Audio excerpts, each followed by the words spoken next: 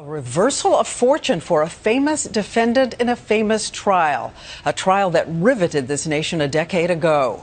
Michael Skakel, known as a nephew in the Kennedy family, was convicted of murdering a young girl. And here he was, the person we saw then, Skakel, being led off to prison. But here he is today, walking outside, free on bail and awaiting a new trial.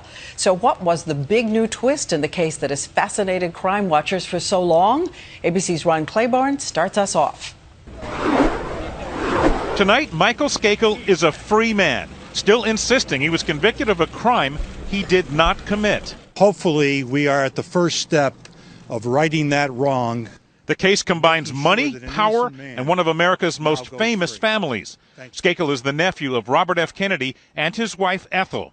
His arrest for the brutal 1975 murder of his pretty young neighbor had the public transfixed from the very beginning.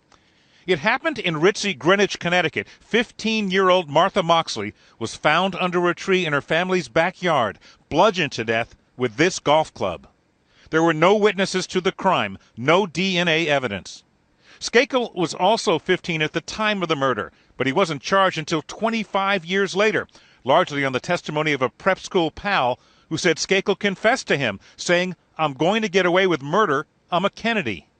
In Connecticut today, a man named Michael Skakel was convicted of murdering a teenage neighbor named Martha Moxley. A tiny prison cell like this one has been Skakel's home for the past decade. He passed the years painting, a lobster, a clown, this one titled Faith.